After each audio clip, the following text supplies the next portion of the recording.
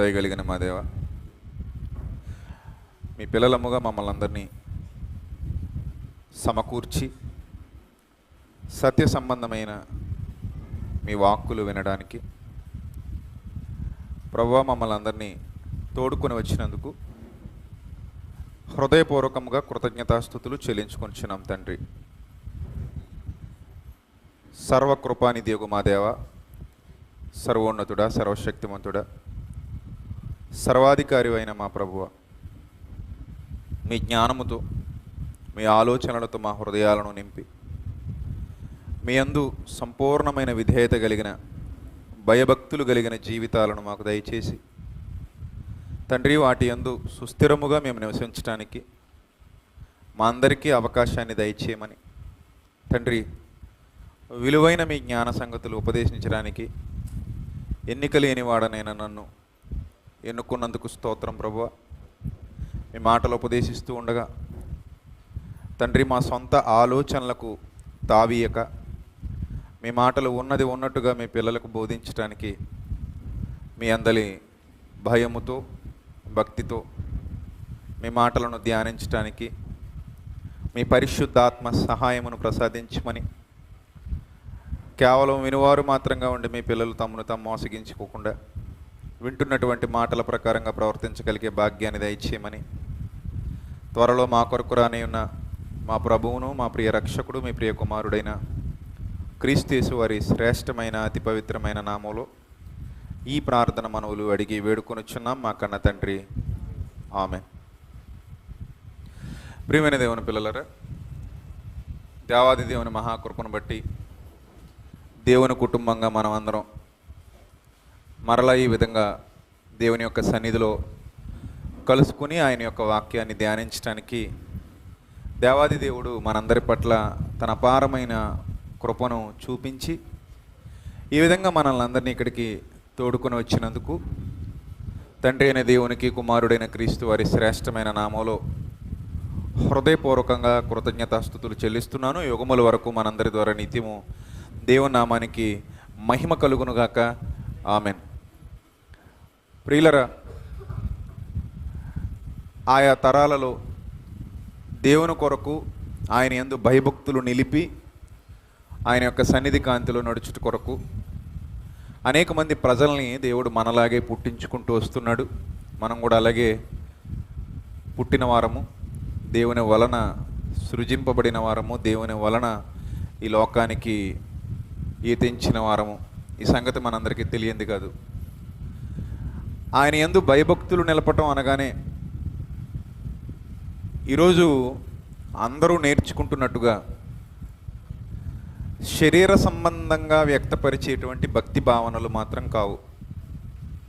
గ్రహించాలి జాగ్రత్తగా. ఆయన యందు భయభక్తులు నిలపడం అనగానే శరీర సంబంధంగా చేస్తున్నటువంటి భక్తి కానీ, లేదా శరీర సంబంధమైన ఆచారాలతో కూడుకున్న భక్తి కానీ, శరీర సంబంధంగా మనం చేస్తున్నటువంటి ఏవైనా కార్యక్రమాలు కానీ అవే భక్తి అనుకుంటే చాలా పొరపాటు ప్రియులరా. వాటిని భక్తిగా భావిస్తే చాలా పొరపాటు. ఆయన యందు భయభక్తులు కలిగిన వాడు అనేకమైన లక్షణాలు, అవి హృదయపూర్వకమైనవి, ఆత్మ సంబంధమైనవి, అలాంటి లక్షణాలు కలిగి ఉంటాడు అని వాక్యం సెలవిస్తోంది.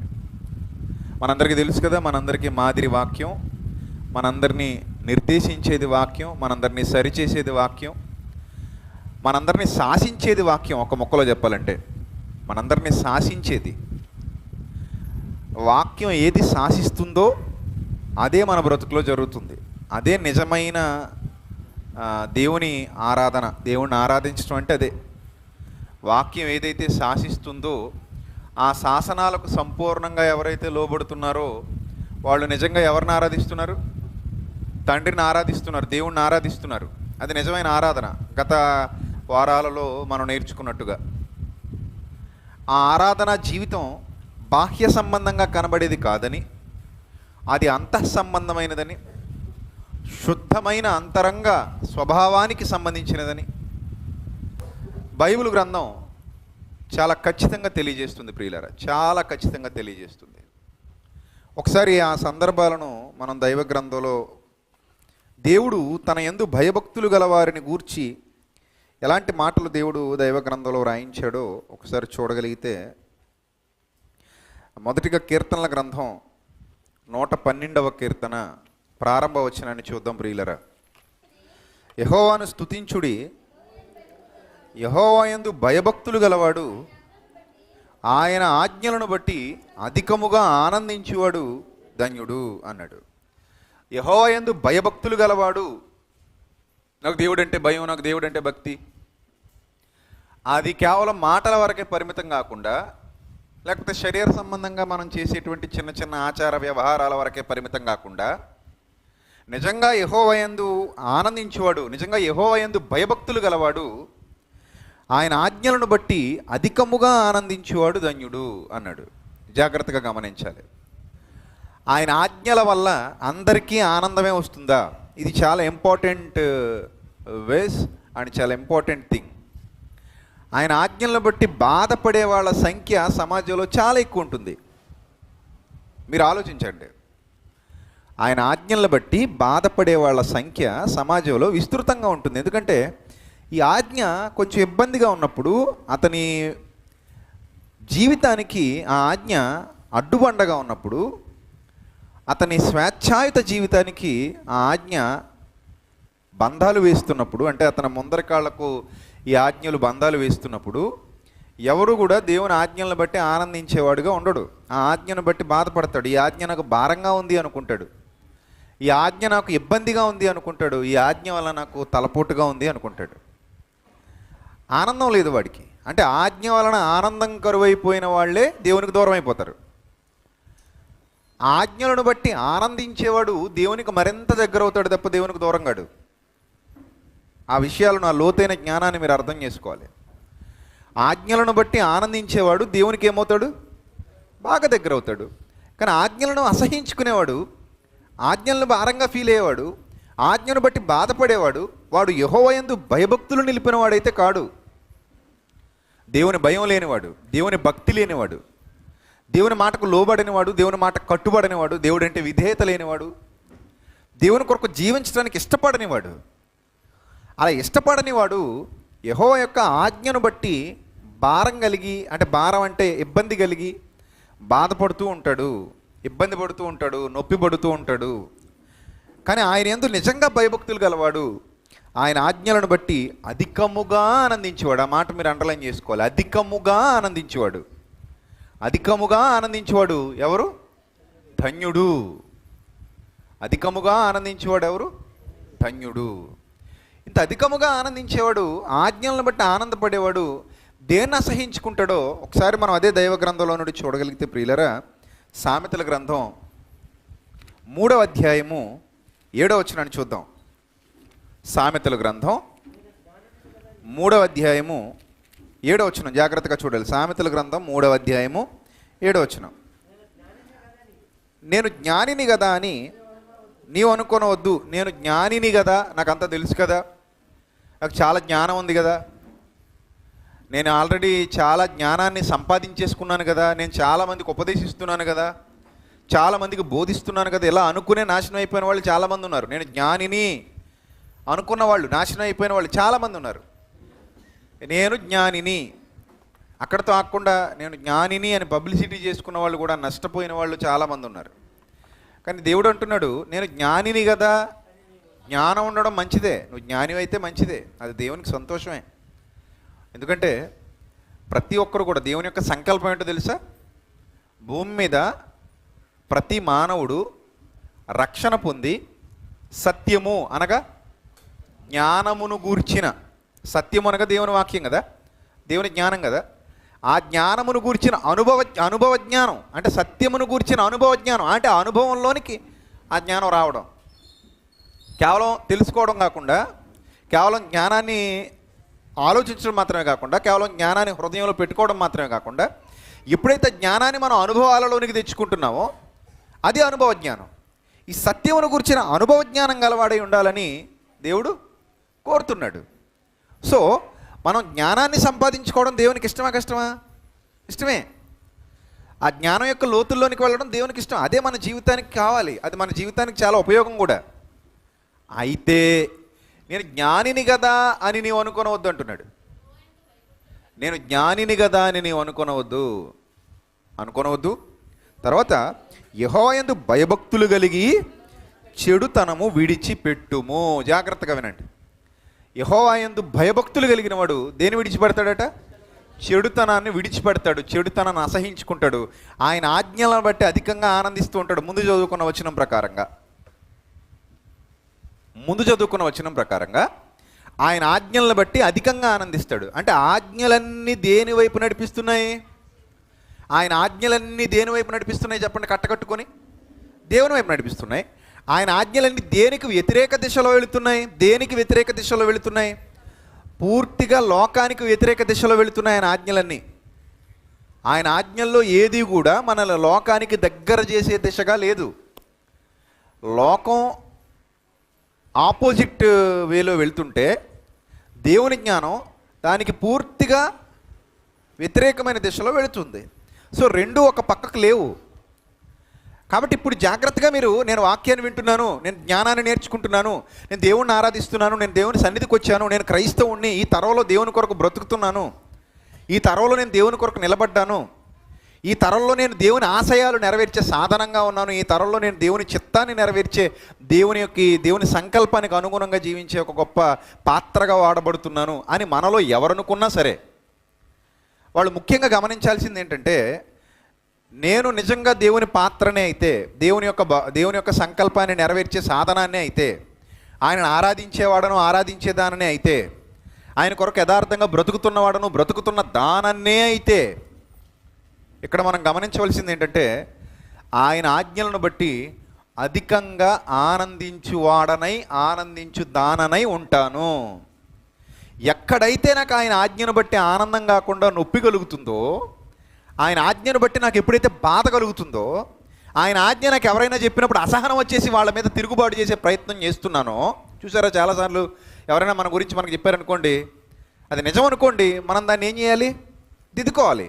నిజం కాదనుకోండి, నవ్వూరుకోవాలి. సమాజంలో చాలామంది కుక్కలు మురుగుతూ ఉంటాయి. నేను మన లైవ్లో కూడా చెప్పాను. వ్యర్థమైన విషయాలు, లేని వార్తలు పుట్టించి వాళ్ళు ఏదేదో మాట్లాడుతూ ఉంటారు. వాళ్ళకి ఇంకా నోరుంది, ఫోన్ ఉంది అని ఏదో మాట్లాడుతుంటారు. అవన్నీ నిజాలు కదా, అవన్నీ వాస్తవాలు కదా, వాళ్ళకి ఏం తెలియదు, అయినా మాట్లాడతారు. మూర్ఖులు తమ నోటికి పని చెప్తారు, ఏదేదో మాట్లాడుతూ ఉంటారు, ఏదేదో చేస్తూ ఉంటారు. అప్పుడు మనం ఏం చేస్తాం? మనకు సంబంధం లేని విషయం కనుక, మనకు అసలు ఆ సంబంధమే లేని విషయం, మనకు అసలు ఆ పాయింట్ ఆఫ్ వ్యూ లేదు, మనకు అలాంటి జీవితమే లేదు. అలాంటప్పుడు ఏం చేస్తాం? నవ్వు ఊరుకుంటాం. నిజంగా నవ్వు ఊరుకోవాలి, అంతేగాని సీరియస్ అయిపోయి బాధపడిపోయి, అమ్మో నన్ను చూసి చాలా కుక్కలు మురుగుతున్నాయి అని ఇంటికి వెళ్ళి దుప్పటి కప్పుకుని నల్ల కుక్క ఎలా మురిగింది, తెల్ల కుక్క ఎలా మురిగింది, పొట్టు కుక్క ఎలా మురిగింది, పొడవ కుక్క ఎలా మురిగింది అని ఆలోచించుకుంటూ బాధపడుతూ ఏడుస్తూ కాలం గడపకూడదు. మీరే గుర్తుపెట్టుకోండి, రోడ్డు మీద వెళ్తూ ఉంటారు, బండి వెనక పరిగెత్తి మరలా మురుగుతుంది. ఎప్పుడైనా ఇంటికి వెళ్ళి సీరియస్గా నెత్తి మీద ధూళి పోసుకొని గోనిపట్ట కట్టుకొని నా బైక్ వెంట పరిగెత్తుతూ వచ్చి మరీ మురిగింది అని హృదయంలో నొప్పి కలిగి బీపీ రేజ్ చేసుకుని షుగర్ తెచ్చుకొని బాధపడుతూ ఆవేదన చెందుతూ కూర్చుంటారా? లైట్ తీసుకుంటారా? చెప్పండి, ఏం చేస్తారు? లైట్ తీసుకుంటారు. నవ్వుకొని ఊరుకోవాలి, బాగా నవ్వుకొని ఊరుకోవాలి. వీడు చూడండి, విలువైన సమయాన్ని నా కోసం కేటాయించి, వీడంత పిచ్చోడు కాకపోతే ఈ విలువైన సమయాన్ని నా కోసం కేటాయించి, ఆడి సమయాన్నంతా నా కోసం ఖర్చు చేస్తూ, వాడి హృదయంలో నాకు మంచి స్థానాన్ని కల్పించి, బ్యాడ్గా అయినా సరే ఆడి విలువైన సమయాన్నంతా నా కోసం ఖర్చు చేస్తూ, దానివల్ల ఎవరికైనా ఉపయోగం ఉందా? ఏం లేదు. మనల్ని తిట్టుకోవడం వల్ల ఆడికి ఏమీ లేదు, మనకు పోయింది లేదు, ఒక్క వెంట్రుకు కూడా రాలుతుందా? ఎదురుగా నిలబడి నిన్ను తిట్లు తిట్టాను అనుకో, నీకేమైనా అవుతుందా? చెప్పండి, ఏమైనా అవుతుంది? ఏమీ అవ్వదు. ఏమీ అవ్వదు అసలు. ఒక వెంట్రుకు ముక్క కూడా కిందకి రాలదు, ప్రశాంతంగా ఉంటాం. సో ఎప్పుడైతే మనం నవ్వుకుంటూ ఉంటామో అదొక కామెడీగా స్వీకరించాలి. ఒక జోకర్ గడు లేదా ఒక జోకరు ఏదో మాట్లాడుకుంటున్నాడు, వాడి విలువైన దేవుడిచ్చిన సమయాన్ని ఇలా వ్యర్థంగా గడుపుతున్నాడు, వాడు లేని వార్తలు పుట్టించుకుంటున్నాడు, వాడు సాతానికి చోటిచ్చాడు, దానివల్ల ఎవరికీ ప్రయోజనం లేదు, వాడికి ఎవరిలోనూ అవేర్నెస్ తీసుకురావట్లేదు. సో అది మనకు సంబంధం లేదు, మనం నవ్వురుకుంటాం. ఒకవేళ సద్విమర్శ అనేది ఉంటుంది, ఆ సద్విమర్శ ప్రకారంగా ఎవరైనా మనల్ని దిద్దుతున్నప్పుడు, ఎవరైనా మన తప్పును ఎత్తి చూపిస్తున్నప్పుడు, దేవుని ఆజ్ఞను బట్టి నువ్వు నిజంగా దేవుని యందు భయభక్తులు గలవాడవేనా? నువ్వు నిజంగా దేవుని యందు భయభక్తులు గలదానవేనా? నువ్వు నిజంగా దేవుని యందు భయభక్తులు గలదానవు అయితే దేవుణ్ణి క్రమంగా ఆరాధించు, ఆయన యందు క్రమంగా భయభక్తులు నిలుపు. నీ భయభక్తులు సరి అయినవిగా లేవు. ఆయన ఆజ్ఞలను బట్టి నువ్వు ఆనందించట్లేదు, ఆయన ఆజ్ఞలను బట్టి నువ్వు సంతోషించట్లేదు, ఆయన ఆజ్ఞకు వ్యతిరేకమైన దిశలో నువ్వు వెళుతున్నావు అని మనకు ఎవరైనా పెద్దలు, లేదా మన ఆత్మీయ తండ్రులు, లేదా మన అన్నలు, మనల్ని సక్రమంగా నడిపించే నాయకులు, వాస్తవాలను బట్టి ఆలోచించేటువంటి పెద్దలు ఎవరైనా మనకు బుద్ధి చెప్పినప్పుడు ఇమీడియట్గా దాన్ని స్వీకరించాలి. అలా స్వీకరించే గుణం ఎవరికైతే ఉందో వాడు దేవుని యందు భయభక్తులు నిలిపినవాడు. వాడు దేవుని యందు నిజంగా భయభక్తులు నిలిపాడు. వాడు చెడుతనాన్ని అసహ్యించుకుంటున్నాడు. గమనించండి, దేవుని యందు భయభక్తులు గలవాడు అని ఎవరి గురించి చెప్పాలంటే ఇవే సూచనలు, ఇవే కొలతలు, ఇవే కొలమానాలు, ఇవే అర్హతలు. ఒక ముక్కలో చెప్పాలంటే ఈ అర్హతలు ఎవరికైతే ఉన్నాయో వాళ్ళు వాక్యం అనే బాటలో నడుస్తూ ఉంటారు. వాక్యం అనే బాటలో దేవుని యందు భయభక్తులు కలిగి ఉన్న వాళ్ళు చెడుతనాన్ని అసహించుకుంటుంటారు. ఆయన ఆజ్ఞలను బట్టి మాత్రం ఆనందపడుతూ ఉంటారు.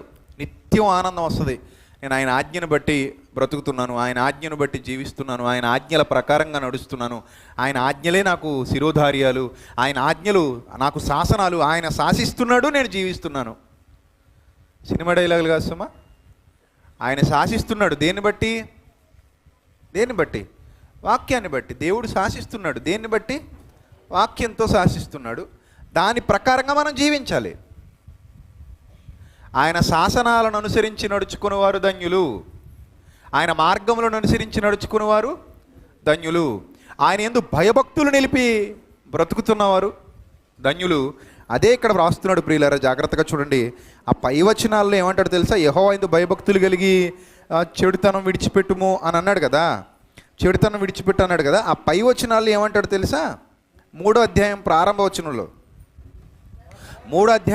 వచనంలో నా కుమారుడా నా ఉపదేశమును మరిచిపోవద్దు అంటాడు.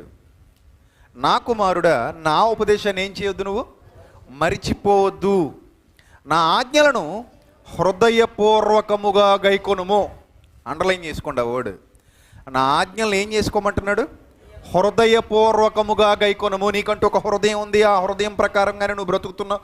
ఆ హృదయం నీకు ఇన్ఫర్మేషన్ ఇస్తుంది, ఆ హృదయం నీకు దారి చూపిస్తుంది, ఆ హృదయం నీకు నేర్పిస్తుంది, ఆ హృదయం నీకు ఏం చెయ్యాలో నేర్పిస్తుంది, ఎలా ఉండాలో నేర్పిస్తుంది, ఎలా జీవించాలో నేర్పిస్తుంది, ఎలాంటి నిర్ణయాలు తీసుకోవాలో నేర్పిస్తుంది. అందుకే ఆయన అంటున్నాడు, నా ఆజ్ఞలను హృదయపూర్వకముగా గైకొను.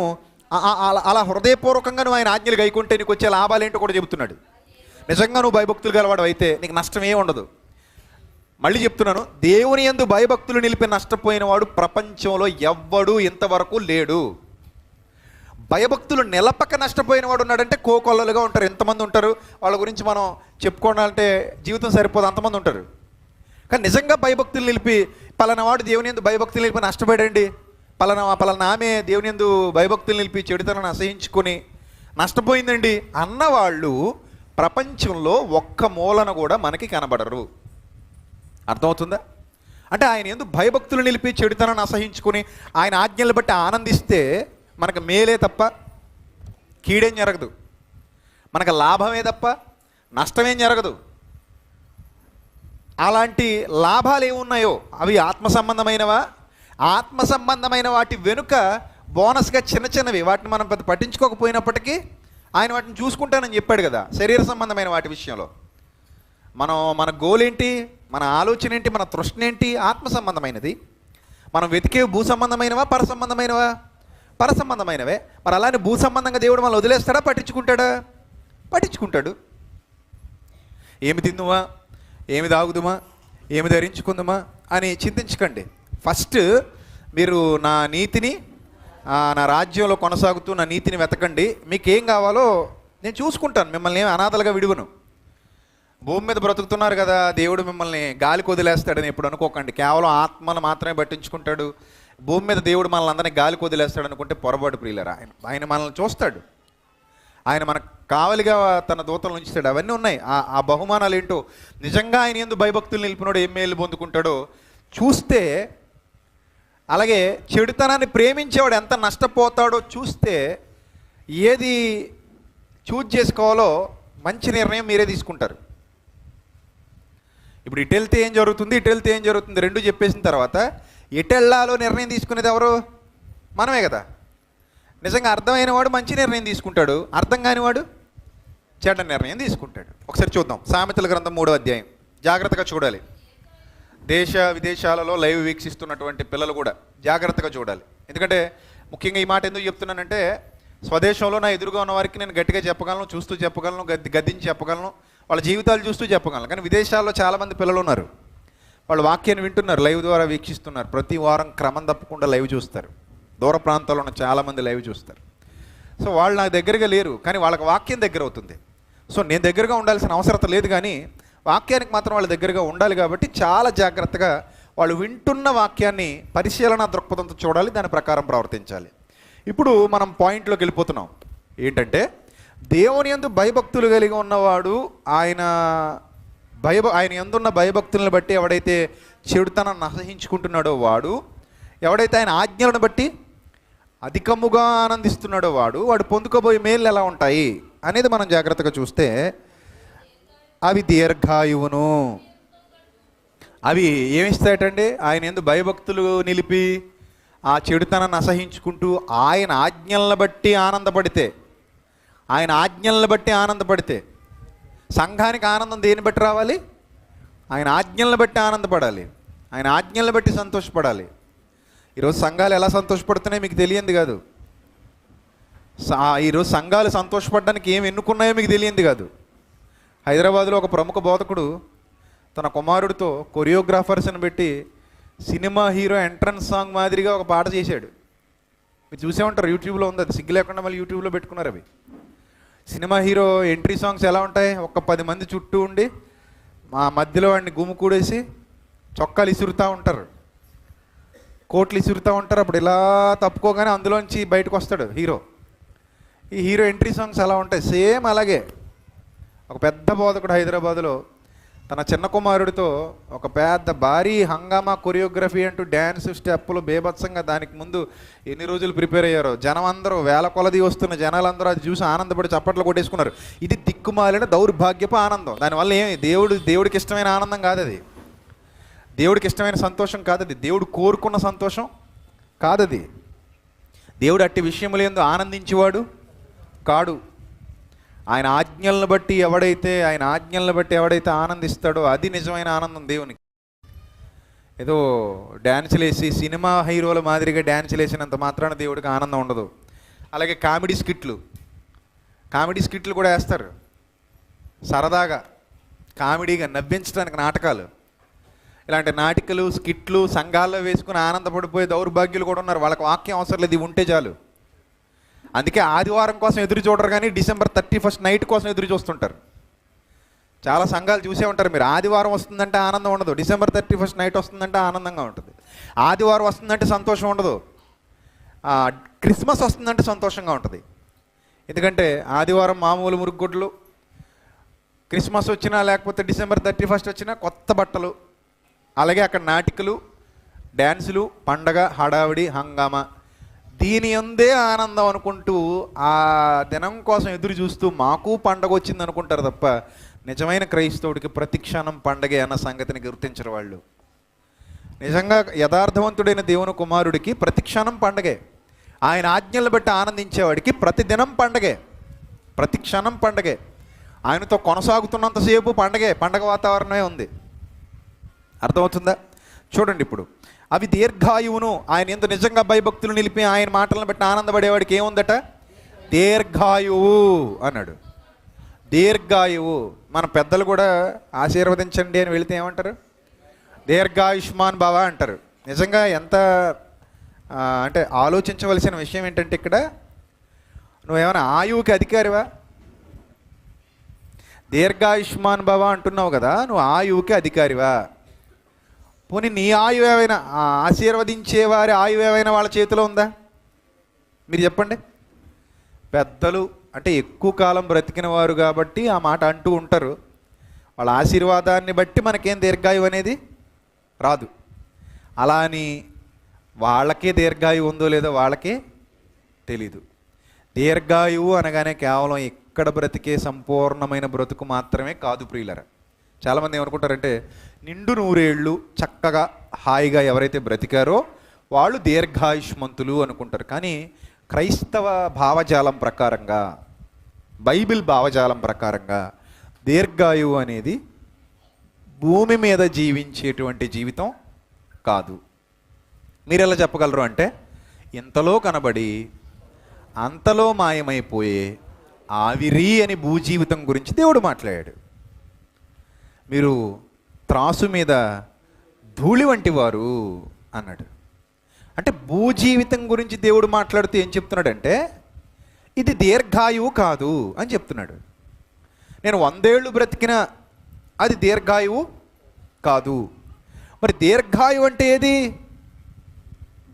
భూమిని విడిచిన తర్వాత నిత్య జీవితము అనేది ఏదైతే ఉందో, మనం ఇందులోంచి ఎగిరిపోతాం కదా, మనం అలా ఎగిరిపోతాం, పొగలా ఎగిరిపోతాం, పొగలా మన దినాలు తరిగిపోతాయి.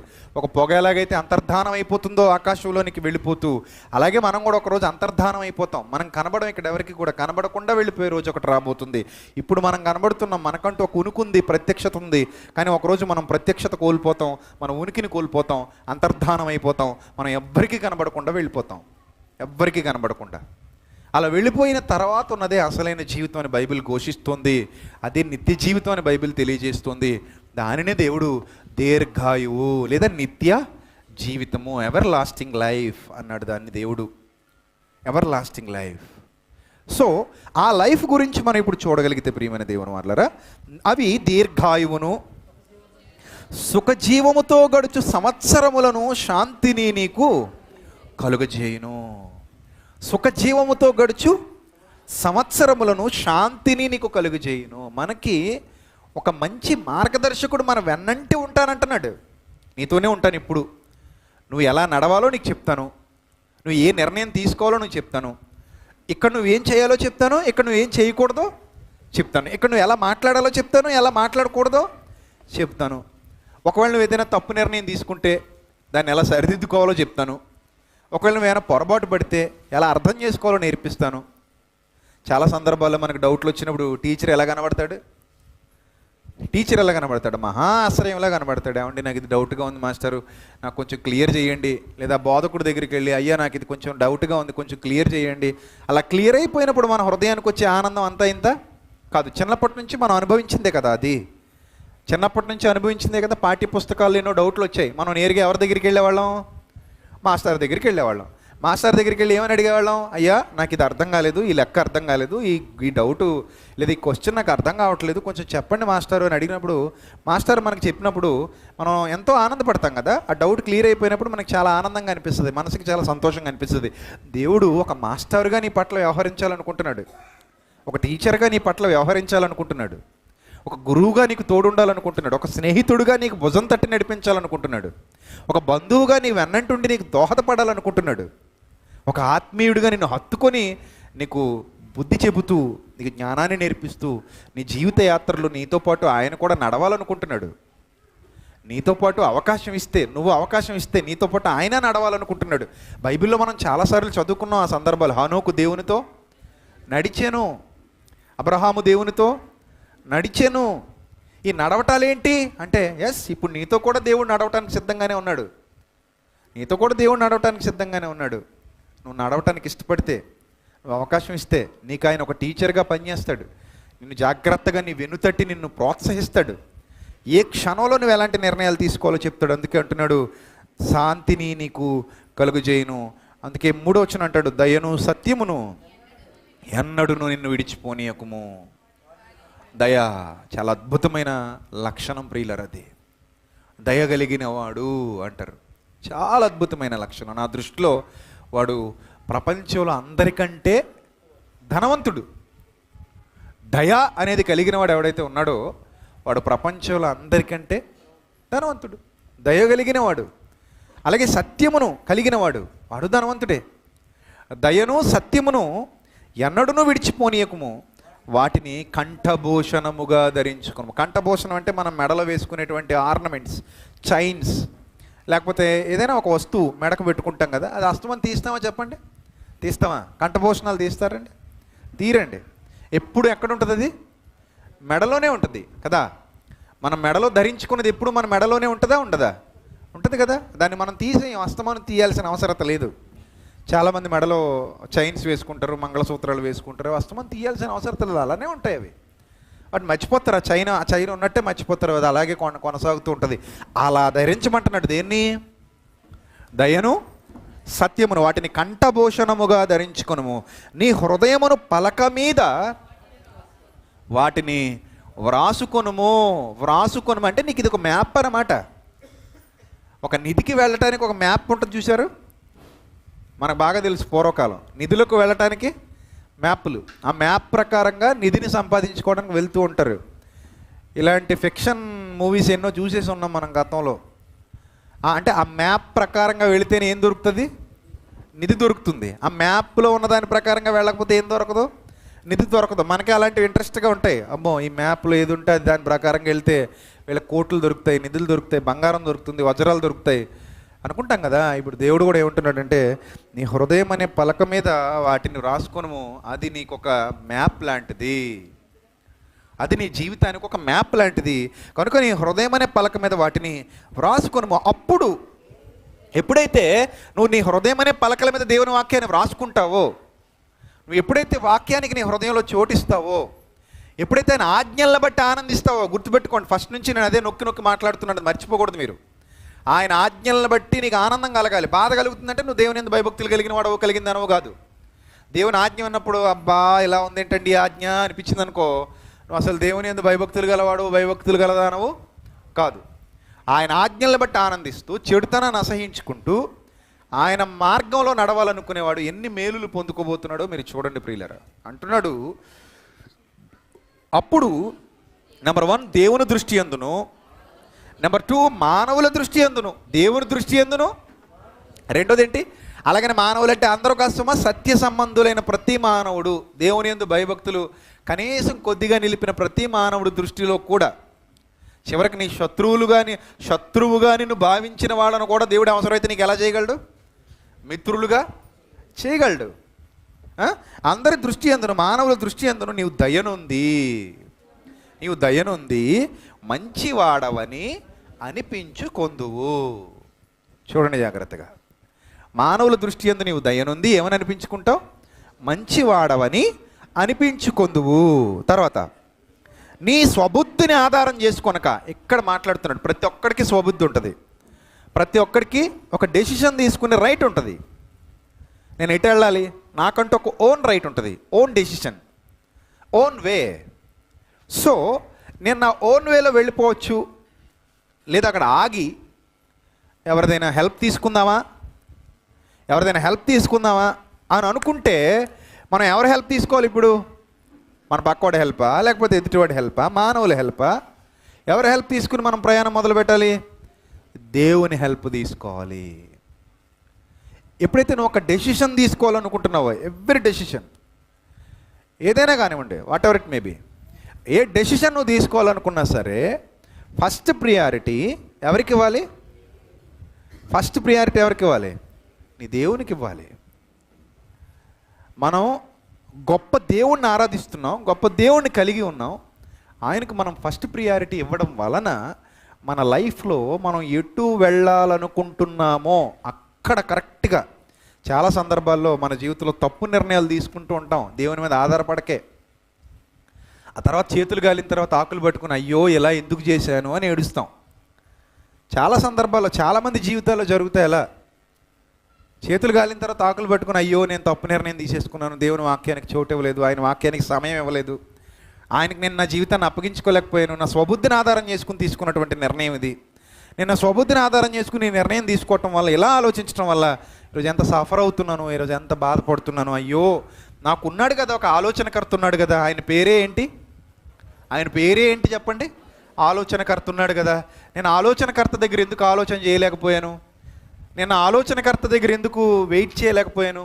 నా ఆలోచనకర్త నిర్ణయాల ప్రకారంగా ఎందుకు నడవలేకపోయాను, అనవసరంగా నా స్వబుద్ధిని ఆధారం చేసుకున్నాను అని చాలామంది సఫర్ అయ్యేవాళ్ళు, బాధపడేవాళ్ళు, ఏడ్చేవాళ్ళు చాలామంది నాకు ఇప్పటికే తారసపడ్డారు ఇన్నేళ్లలో.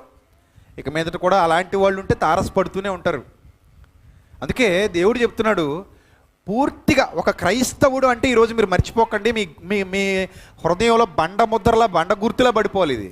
అదేంటంటే, ఎప్పుడైతే నువ్వు క్రైస్తవురాలు అయ్యావో, ఎప్పుడైతే నువ్వు క్రైస్తవుడు అయ్యావో, నీ స్వబుద్ధిని ఆధారం చేసుకోకుండా ఆలోచనకర్తకు చోటిచ్చేయాలి. ఎప్పుడైతే నీ ఆలోచనకర్తకు నువ్వు చోటిచ్చేసావో, అంటే స్టీరింగ్ ఎప్పుడైతే దేవుడి చేతిలో పెట్టేశావో, అంటే ఆపరేటింగ్ అంతా ఎప్పుడైతే దేవుడికి అప్పగించేసావో, ఆయన నిన్ను సక్రమమైన మార్గంలో నడిపిస్తాడు. ఎందుకంటే ఆయన మనందరికీ కాపరి. మీరు మర్చిపోకూడదు. ఎవరమ్మా మనకు ఆయన ఎవరు? కాపరి. మర్చిపోకండి. సో కాపరి నడిపిస్తున్నట్టుగా నడుస్తున్నది అనుకోండి, అది గొర్రె.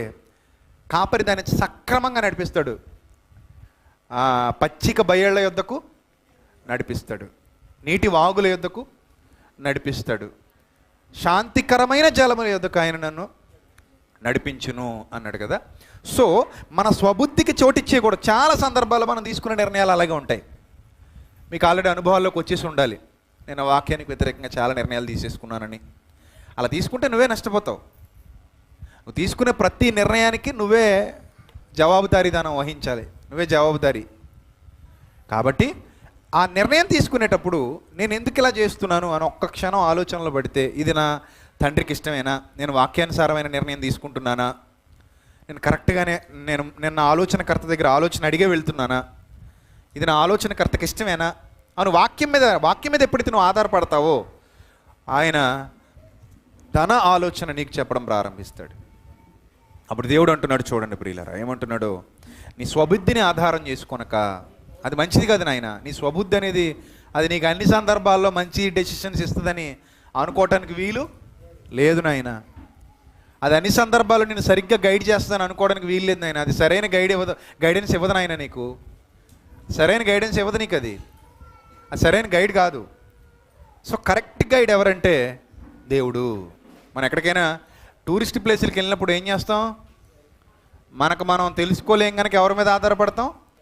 గైడ్ మీద ఆధారపడతాం. ఏ టూరిస్ట్ ప్లేస్కి వెళ్ళినా మనకి ఎవరు కావాలి? మనకు తెలియని ప్రాంతాలకు వెళ్ళినప్పుడు ఒక గైడ్ కావాలి.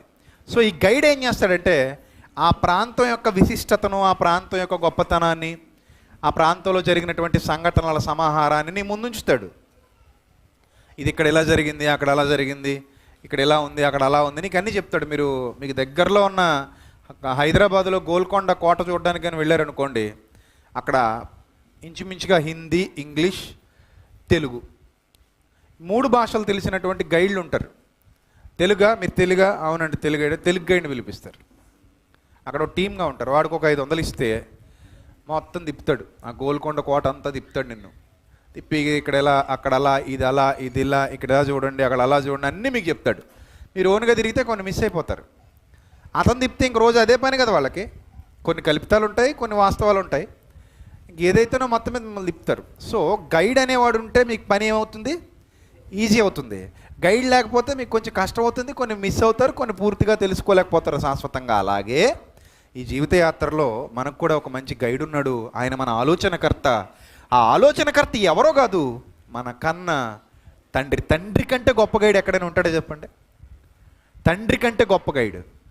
డబ్బులిచ్చి ఒక గైడ్గా వ్యవహరించేవాడు, వాడికి సహనం ఉండదు. వాడి పని పూర్తి చేసుకుని తొందరగా తోలేయాలనుకుంటాడు. ఒకసారి మీరు గోల్కొండ కోట చూసి వచ్చేసిన తర్వాత ఏదో ఒక రోజు మీ పిల్లాడిని వెంట పెట్టుకుని వెళ్ళారనుకోండి, వాడికి చూపిస్తున్నారనుకోండి, మీరు ఎలా చెప్తారు? పిల్లాడికి గైడ్లా చెప్తారా? ఇంకా బాగా చెప్తారా? ఇంకా బాగా చెప్తారు. ఎందుకంటే వాడు నీ కొడుకు. సో నీ కొడుక్కి ఇప్పుడు ఏం కావాలంటే నాలెడ్జ్ కావాలి. నీ కొడుక్కి జ్ఞానం నేర్పించాలి. సో నీ కొడుక్కి జ్ఞానం నేర్పించడానికి తండ్రే గైడ్ అవుతున్నాడంటే ఎంత అద్భుతంగా ఉంటుంది. స్కూల్లో టీచర్లు ఉంటారు. టీచర్ల పిల్లలకి టీచర్లు చెప్పుకునే విధానం వేరుగా ఉంటుంది, బయట వాళ్ళకి చెప్పే విధానం వేరుగా ఉంటుంది. టీచర్ల పిల్లలకి టీచర్లు ఎలా చెప్పుకుంటారు? వాళ్ళకి తెలిసిన జ్ఞానాన్ని అంతా రంగరించి ఇంట్లోనే ఉంటాడు, బయట స్కూల్లోనూ దొరుకుతాడు, ఇంట్లోనూ దొరుకుతాడు. కాబట్టి అదే అతని దగ్గరే నేర్చుకుంటుంటే కనుక ఒక తండ్రిగాను బాధ్యత నిర్వహిస్తాడు, ఒక టీచర్గాను బాధ్యత నిర్వహిస్తాడు. ఎంత అద్భుతమైన అవకాశం ప్రియులారా, ఆలోచించండి. దేవుడు మనకు ఆలోచనకర్త. ఆయన మనకు ఆలోచన చెబుతాడు. అప్పుడు అందుకే అంటున్నాడు దేవుడు, నాయన నా కుమారుడా, పైన నా కుమారుడు అనే కదా ప్రారంభించాడు. నా కుమారుడా, నీ స్వబుద్ధిని ఆధారం చేసుకొనక, నేను ఉన్నాను కదా నాన్న, నేను ఒక వండర్ఫుల్ గైడ్ కదా నాన్న, నీకు తోడుగా ఉంటాను కదా నాన్న, నిన్ను విడిచిపెడతానా చెప్పు, నువ్వు నాతో ఉండొచ్చు కదా, నా మాటల ప్రకారంగా నడవచ్చు కదా, నా ఆజ్ఞల ప్రకారంగా వెళ్ళొచ్చు కదా, నా దగ్గర ఆలోచన అడగొచ్చు కదా, నేను నీకు చెప్తాను కదా ఆలోచన. నాకంటే మంచి గైడ్ ఎవరు నీకు? నన్ను సలహా అడగొచ్చు కదా, నేను నీకు మంచి సలహాలు ఇస్తాను కదా. నీకు సొంతంగా ఎందుకు నువ్వు నిర్ణయాలు తీసేసుకుంటున్నావు? నీ సొంత నిర్ణయాలు తీసుకునేందుకు లోకంలోకి వెళ్ళిపోతున్నావు, నీకు నచ్చినట్టు ఎందుకు జీవిస్తున్నావు? అలా వద్దు నాయన, నా దగ్గర సలహా తీసుకున్న ఆయన అని దేవుడు ప్రేమపూర్వకంగా నేను కోరుతున్నాడు. సంగమా, జాగ్రత్తగా వినాలి ఆయన మాటలు, జాగ్రత్తగా వినాలి. ఆయన అంటున్నాడు, నీ స్వబుద్ధిని ఆధారం చేసుకొనక నీ పూర్ణ హృదయముతో యెహోవా యందు నమ్మకముంచుము. నీ స్వబుద్ధిని ఆధారం చేసుకొనక నీ పూర్ణ హృదయముతో యెహోవా యందు నమ్మకముంచుము. ఎప్పుడైతే ఆయన యందు నమ్మకం ఉంచుతావో నీ ప్రవర్తన అంతటి యందు ఆయన అధికారమునకు ఒప్పుకొనుము.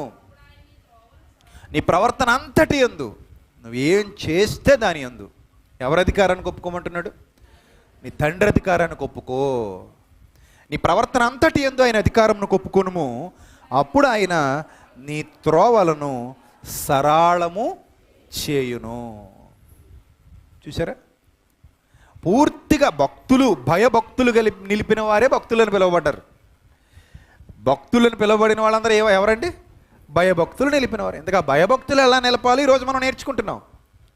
దానివల్ల వచ్చే ప్రయోజనాలు కూడా నేర్చుకుంటున్నాం. భయభక్తులు నిలపడం అంటే నెంబర్ 1 ఆయన ఆజ్ఞలను బట్టి ఆనందించడం, నెంబర్ 2 చెడుతనాన్ని అసహించుకోవడం, నెంబర్ 3 నీ స్వబుద్ధిని ఆధారం చేసుకోక ఆయన ఆజ్ఞలకు ఆలోచనకు నీ జీవితంలో చోటు ఇవ్వడం.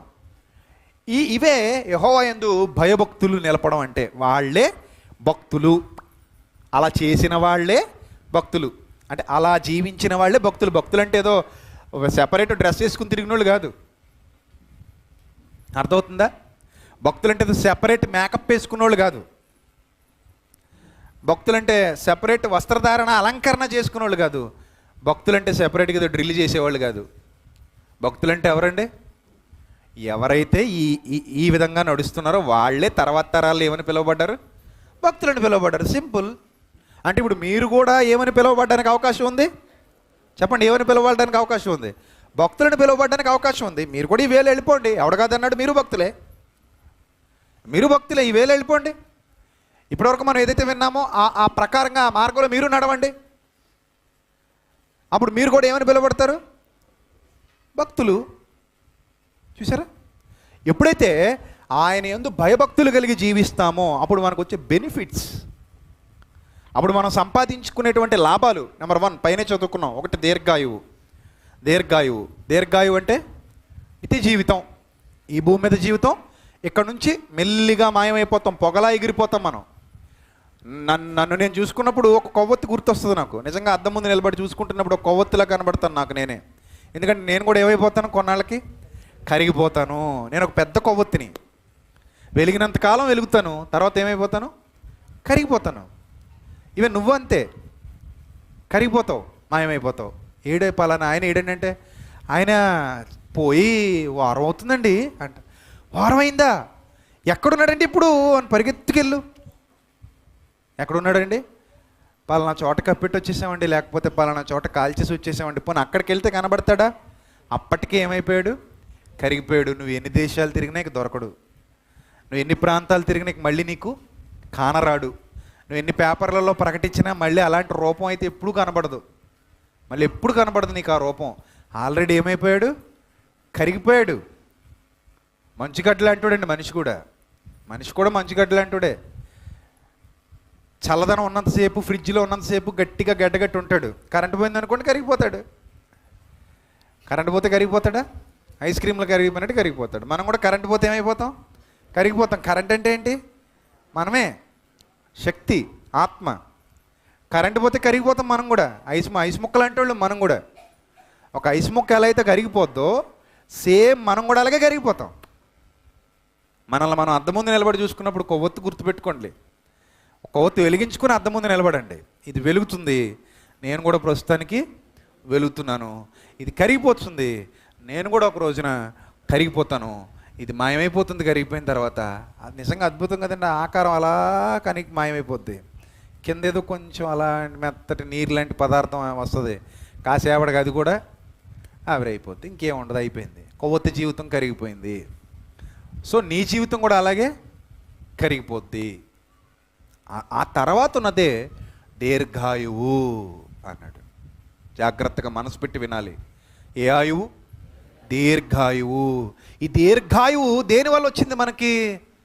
ఈ భూమి మీద ఈ చిన్న జీవితంలో నేను భయభక్తులు నిలిపి ఉన్నందువల్ల, దేవుని యందు ఆయన ఆలోచనకర్తగా ఆయన పెట్టుకోవడం వల్ల, నా స్వబుద్ధిని ఆధారం చేసుకోకుండా నేను తీసుకునే ప్రతి నిర్ణయం విషయంలో ఆయన ఆలోచన అడిగి, ప్రభువా నేను తీసుకుంటున్న నీ నిర్ణయాన్ని అని ఆయనకు చోటు ఇవ్వడం వల్ల ఎంత అద్భుతమైన ఆత్మీయ జీవితం చెప్పండి. అది ఎంత బాగుంటుంది చెప్పండి ఆత్మీయ జీవితం. అలా కాకుండా మనం తీసుకున్న నిర్ణయాల వల్లే సఫర్ అవుతున్నాం. మనం ఇప్పటికీ సఫర్ అయ్యే వాళ్ళు ఉన్నారంటే కారణం, అన్నయ్య ఇలా అయిపోయింది జీవితం. చాలామంది వస్తుంటారు, అన్నయ్య ఇలా అయిపోయింది, బాధగా ఉంది, బతకలేకపోతున్నాం, చచ్చిపోదాం అనుకుంటున్నాం.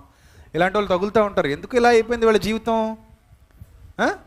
వాళ్ళ నిర్ణయాలు తప్పు నిర్ణయాలు తీసేసుకున్నారన్నమాట. వాళ్ళు ఎక్కడో రాంగ్ స్టెప్ తీసుకున్నారు, వాళ్ళు ఎక్కడో తప్పటడుగు వేశారు, దేవుని ఆలోచనలకు చోటు ఇవ్వకుండా. దానివల్ల మన జీవిత విధానమే మారిపోద్ది ప్రియులారా. మనకు తెలియదండి ఎలా మారిపోయింది ఏంటి అనుకుంటాం అంతే. అయ్యో ఇలా అయిపోయినేంటి నేను అనుకుంటాం, ఆ తర్వాత బాధపడతాం, కానీ అది మంచిది కాదు. ఇంకా చాలా ఉన్నాయండి ఆయన వల్ల మనం సంపాదించుకునే మేలులు 2-3 చూసి ముగించుకుందాం. కీర్తనల గ్రంథం, దయచేసి మీ అందరి చేతిలో ఉన్నటువంటి జీవ గ్రంథాన్ని తెరవండి. దేవుడు వ్రాయించిన జ్ఞానానికి హృదయాన్ని ఇవ్వండి. కీర్తనల గ్రంథం 33వ కీర్తన 13వ వచనం నుంచి చదువుదాం. కీర్తనల గ్రంథం 33వ కీర్తన 13వ వచనం నుంచి. యెహోవా ఆకాశములో నుండి కనిపెట్టుచున్నాడు, ఆయన నరులందరినీ దృష్టించుచున్నాడు. తానున్న నివాస స్థలములో నుండి భూలోక నివాసులందరి వైపు ఆయన చూచుచున్నాడు. ఆయన వారందరి హృదయములను ఏకరీతిగా నిర్మించినవాడు, వారి క్రియలన్నీ విచారించువాడు, వారిని దర్శించువాడు. ఏ రాజును సేనాబలము చేత రక్షింపబడడు. జాగ్రత్తగా చూడాలి. ఈరోజు చాలామంది క్రైస్తవులను అమాయకులను చేసి మమ్మల్ని నిలబెట్టుకోండి, మమ్మల్ని ఎన్నుకోండి, మిమ్మల్ని కాపాడుతాం అంటున్నారు. భలే ఉందండి, మంచి టైము, ఎలక్షన్లు వస్తున్నాయి కదా. క్రైస్తవులే మోసం చేసే కాలం ఇది. జాగ్రత్త. మమ్మల్ని నిలబెట్టుకోండి, మీకు సేవ చేస్తాం, మమ్మల్ని నిలబెట్టుకోండి, మిమ్మల్ని అదరగొట్టేస్తాం, మేము మీద చెయ్యెత్తే చూసుకుంటాం అంటారు. ఏ ఉండదు. ముందు ఆడి మీద చెయ్యేసుకోకుండా ఆడిని చూసుకోవడానికే జీవితకాలం సరిపోద్ది. మనమే చెయ్యెత్తే వాడిని చూసుకుంటాడు, మన చుట్టూ తిరుగుతాడు. ఇప్పుడు నీ చుట్టూ తిరిగితే నీ పక్కోడి చుట్టూ ఎప్పుడు తిరుగుతాడు, వాడి చుట్టూ తిరిగితే నీ చుట్టూ ఎప్పుడు తిరుగుతాడు. ప్రపంచంలో నియోజకవర్గంలో బోళ్ళంతమంది ఉన్నారు, ఎవరి చుట్టూ అని తిరుగుతాడు. ఇంట్లో కూర్చుంటాడు, ఏం చేసేది ఉండదు. అర్థమైందా? అందుకే ఏమంటున్నాడంటే, ఏ రాజు సేనాబలము చేత రక్షింపబడడు, ఏ వీరుడు అధిక బలము చేత తప్పించుకొనడు. అధిక బలం, జనబలం, ధనబలం, రాజకీయ బలం, ఏ బలం ఉన్నా సరే తప్పించుకోవటం నీ వల్ల కాదు. రక్షించుటకు గుర్రం అక్కరకు రాదట. గుర్రం ఉంది కదా, మంచి బలమైన గుర్రం. ఆ మధ్యకాలంలో విని ఆశ్చర్యపోయాను, 1-2 కోట్ల రూపాయల గుర్రాలు కూడా ఉన్నాయి. ఒక గుర్రం ఖరీదు 1 కోటి రూపాయల గుర్రమా, 2 కోట్ల రూపాయల గుర్రమా? అవును, ఉన్నాయి, నిజం. మన లోకల్లోనే అనపర్తిలో మొన్న గుర్రం చూశాను. ఎంత అయ్యేదంటే 25 లక్షలు అన్నారు. ఆశ్చర్యపోయి, 25 లక్షల గుర్రం. అవును,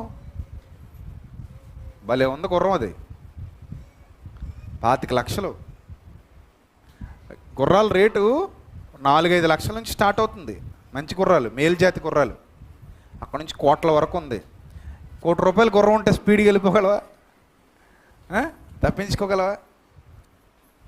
1 కోటి రూపాయల గుర్రం ఉంటే తప్పించుకోగలవా? రాజుల కాలంలో గుర్రాలే కదండి బలమైనవి. మంచి గుర్రం ఉందనుకోండి, ఇంక రాజు దాని మీద యుద్ధానికి వెళ్ళి రాజును కాపాడేవి గుర్రాలు. రాజుకు అనుకూలంగా ఉండేవి గుర్రాలు యుద్ధం చేస్తున్నంతసేపు.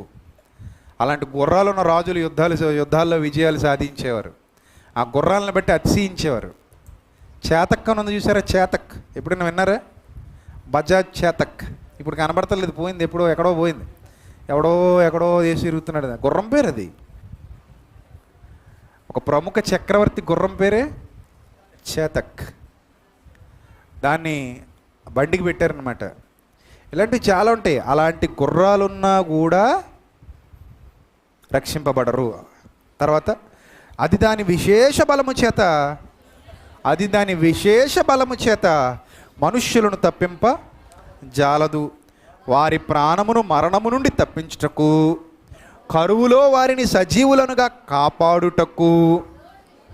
రాజకీయ నాయకుల ద్వారా కాదు, లేదా క్రైస్తవ్యంలో పార్టీలు పెట్టిన వాళ్ళ ద్వారా కాదు, లేదా ఏదో క్రైస్తవ్యంలో ఉండి మేము ఉద్ధరిస్తామని చెప్పే వాళ్ళ ద్వారా కాదు, ఎవరి ద్వారానూ కాదు. నువ్వు నీ అంతటగా ఎవరి మీద ఆధారపడక్కర్లేదు.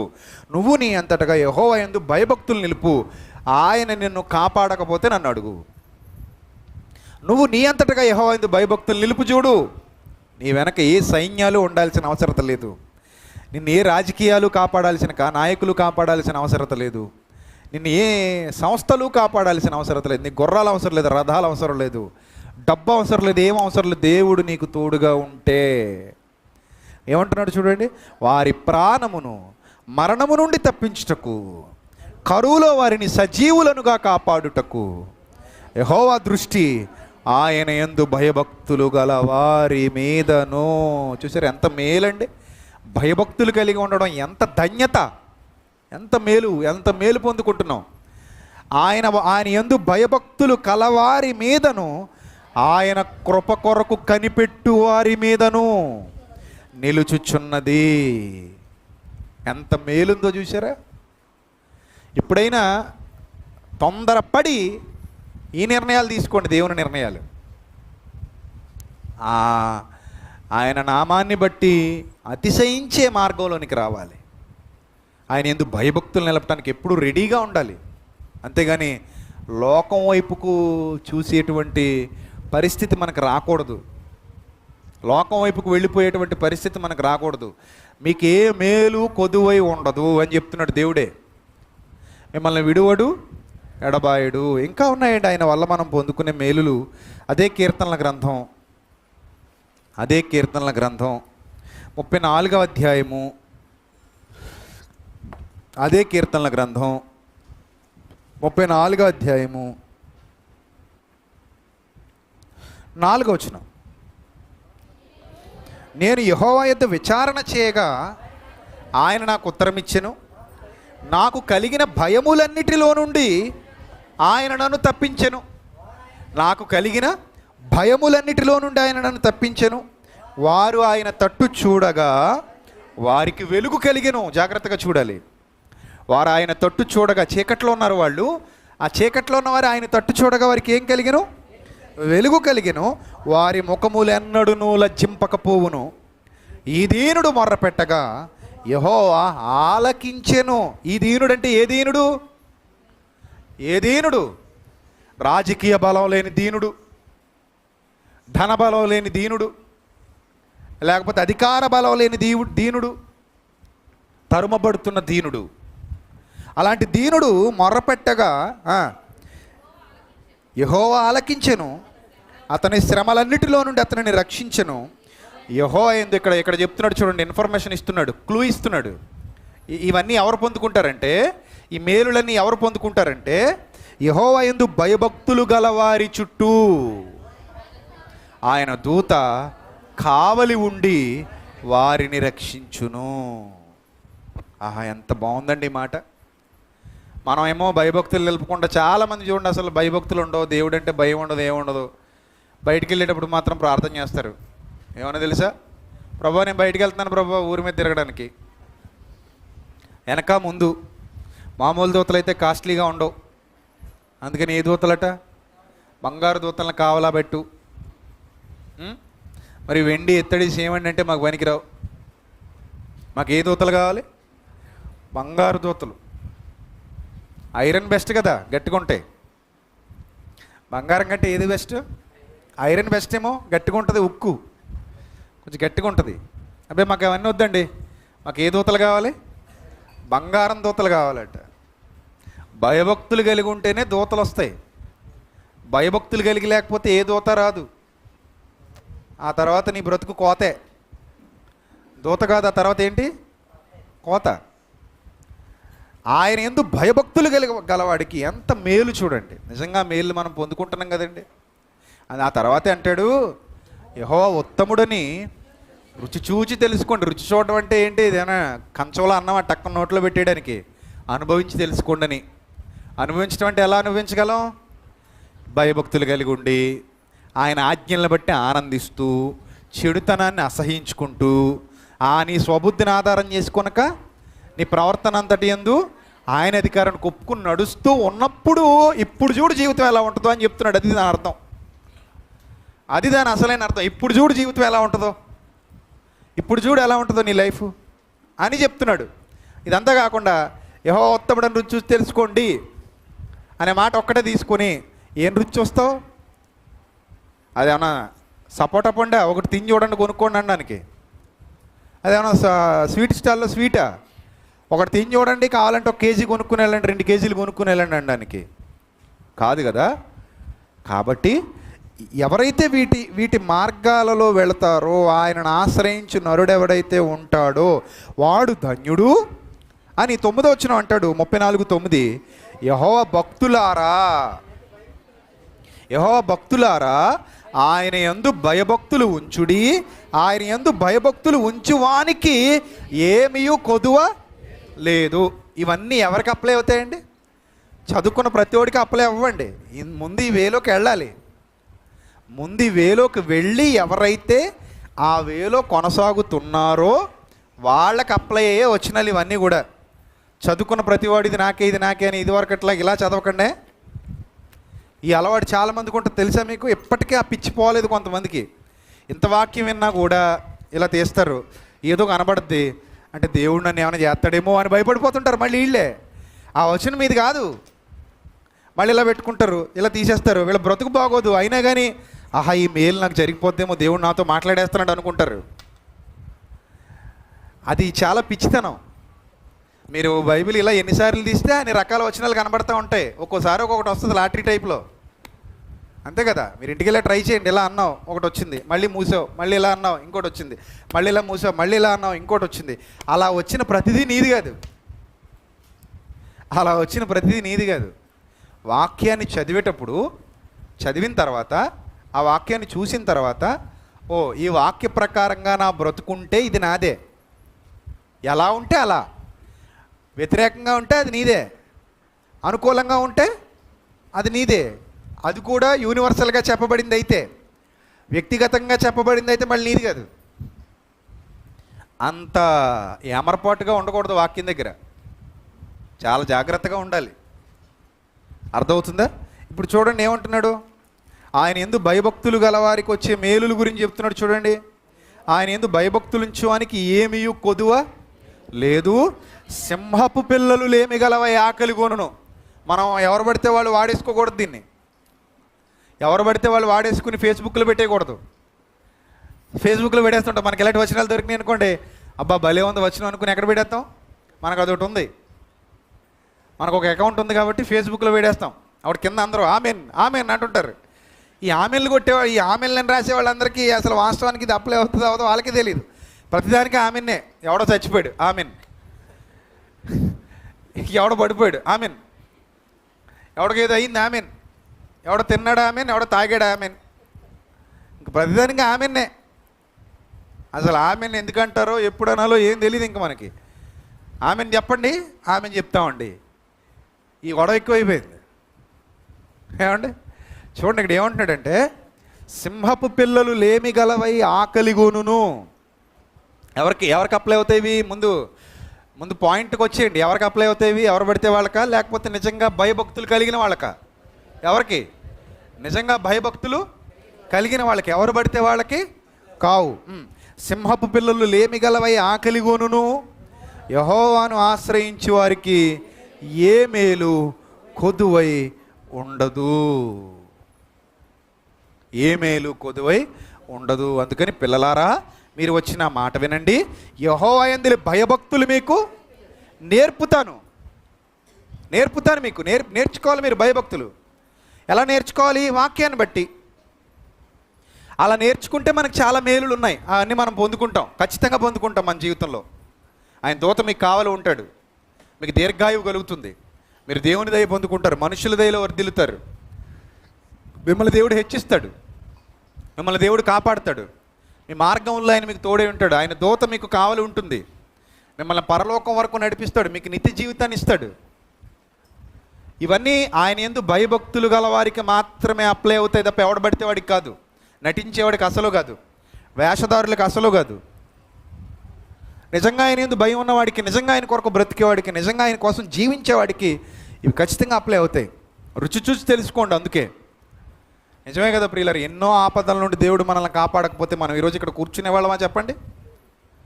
ఎన్నో ప్రమాదాల నుండి ఆ దేవుడు మనల్ని తప్పించకపోతే ఈరోజు ఇక్కడ కూర్చునే వాళ్ళమా? నిన్న ఉద్దానంలో శ్రీకాకుళం జిల్లా దగ్గరలో భయంకరమైన తిత్లీ తుఫాన్ ఏదో అది. ఆ తుఫాను ప్రభావం వల్ల కొబ్బరి చెట్లు పడి చనిపోయిన వాళ్ళు ఉన్నారండి. కొబ్బరి చెట్టు ఒక మనిషి మీద పడి మనిషి ఏమైపోయాడు?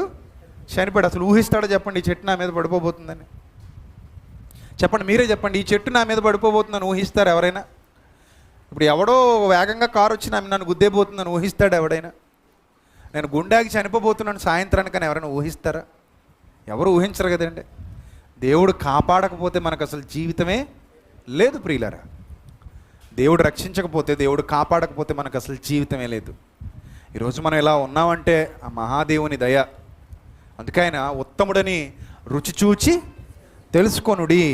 ఇక్కడ అంటున్నాడు 12వ వచనం, ముగించుకుందాం జాగ్రత్తగా చూడండి. బ్రతుకగోరువాడెవడైననున్నాడా? Question mark. బ్రతుకగోరువాడెవడైననున్నాడా? బ్రతకాలన్న కోరికుందా? ఇది ఇక్కడే కాదు, నిత్య జీవితంలో కూడా.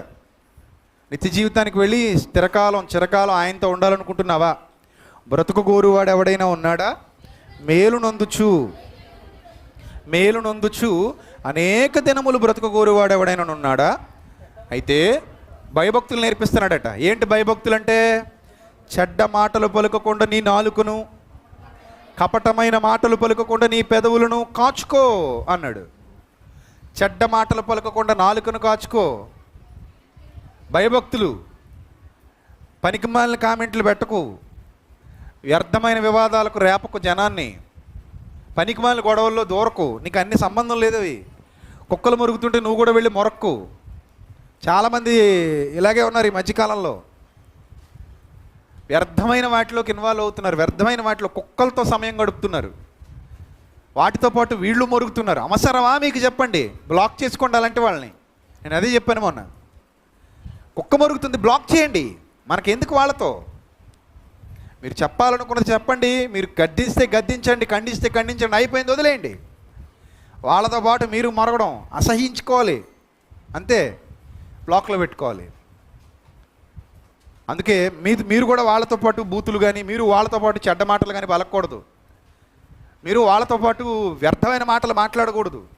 ఏమంటున్నాడు చూడండి, చెడ్డ మాటలు పలకకుండా నీ నాలుకను, కపటమైన మాటలు పలకకుండా నీ పెదవులను కాచుకొనుము, కీడు చేయుట మాని మేలు చేయుమో అన్నాడు. కీడు చేయుట మాని మేలు చేయము. చూసారా ఆయన ఎందుకు భయభక్తులు ఎలా నిలపాలో నేర్పిస్తున్నాడట భక్తుడు. అంతే. ఇవా భయభక్తులు అంటే, ఇవా తండ్రి భయభక్తులు అంటే. అవునాయన, మరి నువ్వేమనుకున్నావు? నేను ఇలా అనుకోలేదు ప్రభా, ఇంకోలా అనుకున్నాను ప్రభా.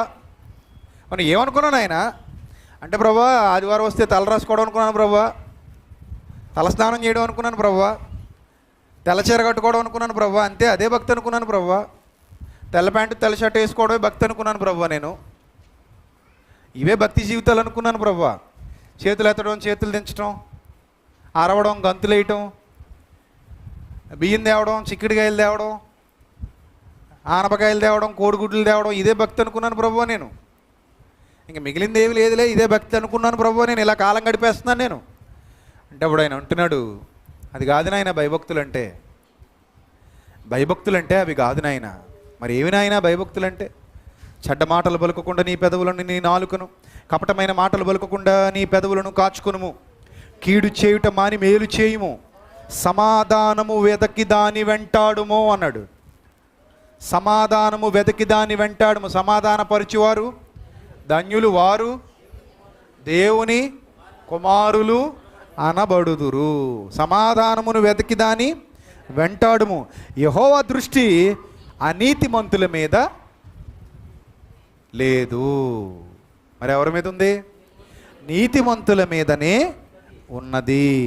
ఆయన చెవులు అనీతిమంతుల ప్రార్థనలు వినవు, మరి ఆయన చెవులు నీతిమంతుల మొరలకు ఒగ్గి ఉన్నవి. కాబట్టి ప్రియులరా, ఆలోచన చేయండి, మనం ఆయన యందు భయభక్తులు నిలపటం వల్ల ఎన్ని మేలులు మనం పొందుకోబోతున్నాం. ఎంత గొప్ప మేలులు దేవుడు మన కొరకు దాచి ఉంచాడు. ఆయన ఆజ్ఞలను బట్టి మనం ఆనందిస్తే దేవుడు ఎంతగా సంతోషిస్తున్నాడు, దేవుడు ఎంతగా ఆనందిస్తున్నాడు. నిజంగా ఆయన నిబంధనను గైకొంటూ ఆయన మార్గంలో భయభక్తులు కలిగి జీవిస్తే యుగ యుగాలు ఆయన కృప మన మీద నిలిచే ఉంటుంది. యుగ యుగాలు భూమిని విడిచిన తర్వాత కూడా. ఇప్పుడు మంచి నిర్ణయం తీసుకోండి. ఈ ప్రసంగం పూర్తయిపోయిన తర్వాత మంచి నిర్ణయం తీసుకోండి. మీకు ఒక మంచి ఆలోచనకర్త కావాలి, మీకు మంచి గైడ్ కావాలి. ఆయన ఎవరు? మన తండ్రి. ఆయన గైడెన్స్ ప్రకారంగా ముందుకెళ్దాం. నెక్స్ట్ థింగ్ ఏంటంటే, అనదర్ థింగ్ ఏంటంటే, దేవుడు ఏ ఆజ్ఞలైతే ఇచ్చాడో ఆ ఆజ్ఞలను బట్టి నొచ్చుకొనక, ఆ ఆజ్ఞలను బట్టి ఏం చేయాలి? ఆనందించాలి. ఇదిగో ఇప్పటివరకు ఆయన ఎందుకు భయభక్తులు నీకు నేర్పేదను అని మొదలుపెట్టాడు కదా, అది విన్నప్పుడు నొప్పిగా ఉండకూడదు మనకి. ఒకవేళ మనలో అలాంటి లక్షణాలు ఉంటే వాటిని తీసేసుకొని, ప్రభువా ఇవి విన్నప్పుడు నేను ఆనందిస్తున్నాను ప్రభువా, నేను ఇలా ఉండను అనే స్థిర నిశ్చయత, ఆయన ఆజ్ఞలు బట్టి ఆనందించడం. అండ్ నెక్స్ట్ థింగ్ ఏంటంటే, చెడుతనాన్ని అసహించుకోవడం, నీ స్వబుద్ధిని ఆధారం చేసుకొనక నీ ప్రవర్తన అంతటి ఎందు ఆయన అధికారానికి ఒప్పుకోవడం. ఇది నిజమైన భయభక్తులు కలిగిన జీవితం. ఎవరైతే ఇలాంటి క్యారెక్టర్స్, ఇలాంటి లక్షణాలు కలిగి యెహోవాను రుచి చూస్తున్నారో వాళ్ళు నిజమైన భయభక్తులు కలిగిన జీవితాలు జీవించేవాళ్ళు. ఇక మిగిలిన వాళ్ళు ఎవరు కూడా భయభక్తులు కలిగిన వాళ్ళు కారు, పక్కా, అందులో ఏమాత్రం సందేహం లేదు. ఎవరైతే ఇలాంటి క్యారెక్టర్స్ కలిగి నడుచుకుంటున్నారో వాళ్ళందరూ భయభక్తులు కలిగిన వాళ్ళే. దేవుని కృప వాళ్ళ మీద ఉంది ప్రియులరా, యుగముల వరకు ఉంటుంది. చూడండి, ముగించుకుందాం. కీర్తనల గ్రంథం 103వ కీర్తన. కీర్తనల గ్రంథం 103వ కీర్తన 15వ వచనం నుంచి చూద్దాం. 103వ కీర్తన 15వ వచనం నుంచి చూద్దాం. నరుని ఆయువు గడ్డి వలెనున్నది, అడవి పువ్వు పూయినట్లు వాడు పూయును, దాని మీద గాలి వీచగా అది తెగిపోయి ఎగిరిపోయి పడిపోతుంది. చూసారా, చాలాసార్లు గట్టిగా గాలి వేసింది అనుకోండి, పువ్వులు ఏమైపోతాయి? గులాబీలు అనుకోండి, రేకలుగా ఎగిరిపోతాయి. ఏమండి? దాని మీద గాలి వీచగా అది లేకపోవును, ఆ మీదట దాని చోటు దాని నెరుగదు. ఇందాక నేను చెప్పినట్టే, మన చోటు మనల్ని ఎరుగదు. ఇది వరకు ఉండేవాడు అక్కడ, ఇప్పుడు లేడు. ఇది వరకు ఇక్కడ పడుకునేవాడు, ఇప్పుడు లేడు. ఇది వరకు ఇక్కడ తినేవాడు, ఇక్కడ కూర్చునేవాడు తినేసి అరగడానికి, లేదా ఇక్కడ నడిచేవాడు, ఇక్కడ పని చేసేవాడు, ఇక్కడ మాట్లాడేవాడు, ఇక్కడ ఉండేవాడు, ఇక్కడ నివసించేవాడు, ఇప్పుడు లేడు, ఎగిరిపోయాడు, కరిగిపోయాడు, వెళ్ళిపోయాడు. ఏమండి? రైట్. దాని మీద గాలి వీచగా అది లేకపోవును, ఆ మీదట దాని చోటు దానిని ఎరుగదు. ఆయన నిబంధనను గైకొనుచు ఆయన కట్టడలను అనుసరించి నడుచుకుని వారి మీద, ఎవరి మీద?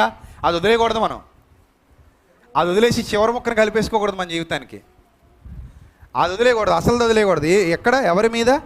ఆయన నిబంధనను గైకొనుచు ఆయన కట్టడలను అనుసరించి నడుచుకుని వారి మీద, యెహోవా యందు భయభక్తులు గలవారి మీద. అంటే వీళ్ళన్నమాట వాళ్ళు. భయభక్తులు గలవారంటే ఎవరు? ఆయన నిబంధనను గైకొనుచు ఆయన కట్టడలను అనుసరించి నడుచుకుని వారే యెహోవా యందు భయభక్తులు కలవారు. వారి మీద ఆయన కృప యుగ యుగములు నిలుచును. ఎప్పటి వరకు? యుగ యుగములు నిలుచును. ఆయన నీతి వారికి పిల్ల తరమున నిలుచును అన్నాడు. కాబట్టి ప్రియులరా, మీరు ఆలోచించండి. ఏది మిస్ అయిపోతున్నారో ఆలోచించండి, ఎక్కడ డ్రాప్ అయిపోతున్నారో ఆలోచించండి. ఎక్కడ పడిపోతున్నారో ఆలోచించండి, ఏది ఇంపార్టెంటో ఆలోచించండి, మేలు ఎలా పొందుకోవాలో ఆలోచించండి. ఆయన మేలు చేయడానికి సిద్ధంగా ఉన్నాడు. మనం తీసుకోవడానికి రెడీ అయితే చాలు.